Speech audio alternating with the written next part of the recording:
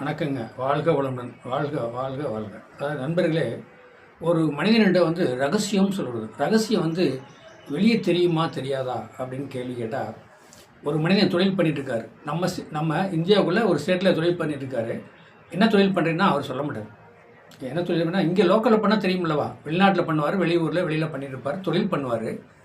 என்ன தொழில்னு கேட்டால் அவர் சொல்ல மாட்டார். ஏன்னா 12 கூடையும் 10ஆம் இடத்துல இருந்தால் ரகசியத்தை வெளியே சொல்லக்கூடாது. அந்த ரகசியத்தை வெளியே சொன்னாங்கன்னா அவங்களுக்கு பழிக்காது. புரியுங்களா? ஒரு மனிதனுடைய ரகசியம் இருக்குல்லவா, அந்த ரகசியம் சில மனிதனுக்கு சில சாதகப்படி ரகசியத்தை வெளியில் சொன்னால் அவங்களுக்கு பழிக்காது. நீங்கள் என்ன தொழில் பண்ணுறீங்கன்னு நீங்கள் நம்ம கேட்டோம்னா அவர் சொல்லவே மாட்டார். அது சொன்னால் அதை அந்த பேச்சை மாற்றுவார். சரி, 11ஆம் இடம்ல உங்கள்கிட்ட எவ்வளோ அமௌண்ட் இருக்குது, பேங்க் பேலன்ஸ் இருக்குது, நீங்கள் ஒரு சொத்து மதிப்பு இருக்குன்னு சொன்னால் அந்த 12 குணையும் 11ஆம் இடத்துல போனால் அவர் அந்த உண்மையே சொல்ல மாட்டார். உண்மை வந்து அவர்கிட்ட வாங்கவே முடியாது. அதை தான் ரகசியத்தை காப்பாற்றிக்கிறது சொல்கிறது. ஒரு மனிதன் பார்த்திங்கன்னா, இப்போ சில பேர் மனைவியே உண்மையை சொல்லாதுங்க, மகனே உண்மையை சொல்ல மாட்டாங்க, மகளும் உண்மையை சொல்லாது. அப்போ அவங்களுக்குள்ள வந்து ஒரு வாக்குவது வரும். ஏன்னா இவ்வளோ நம்ம இருக்கிறோம், நம்மகிட்ட வந்து உண்மையே பையனும் சொல்ல மாட்டேது, பிள்ளையும் சொல்ல மாட்டேது, மனைவியும் சொல்ல மாட்டேங்கிறாங்கன்னு அவங்க ஒரு ஆக்ரோஷத்தில் இருப்பார்.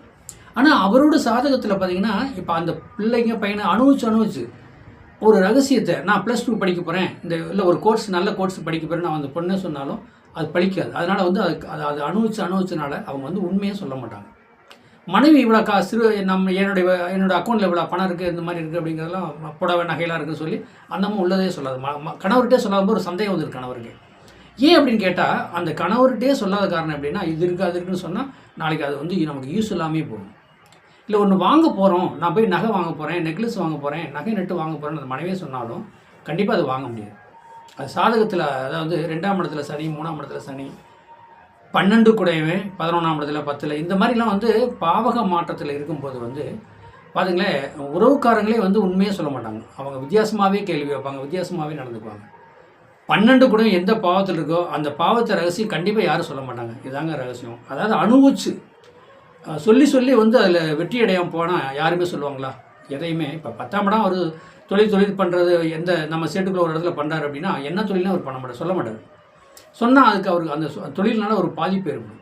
அதனால தான் ஒவ்வொரு மனிதனுடைய சாதகத்தை கணக்கெடுத்து அந்த சாதகத்தில் வந்து என்ன மாதிரி ஒரு அமைப்பு வருதோ அதுக்கு தகுந்த மாதிரி தான் பதில் பேசுவாங்களே ஒழிஞ்சு டக்குன்னு எடுத்தோடனே வந்து உண்மையை பேச மாட்டாங்க. சில பேர் பார்த்தா உண்மையை சொன்னால் தான் பழிக்கும். உண்மையை சொல்லிட்டு போய் தான் ஒரு காரியம் செய்வோம். நான் நெக்லஸ் எடுக்க போகிறேன், நான் கார் வாங்க போகிறேன், நிலம் வாங்க போகிறேன், வீடு வாங்க போகிறேன்னு சில பேர் சொல்லிட்டு தான் வந்து அதை செய்வாங்க. ஆனால் சொன்னால் தான் பழிக்கும். சில பேர் சொன்னால் கண்டிப்பாக பழிக்காது எதையுமே. அதுதான் வந்து அவங்க புரிஞ்சு அவங்க வாழ்க்கை நடத்தணும். ஒரு ஹஸ்பண்ட் ஒய்ஃப் புரிஞ்சு நடக்கணும், புரிஞ்சு வாழணும். அதனால் அப்படி இருந்தால் கோர்ட்டு கேஸில் எந்த பிரச்சனை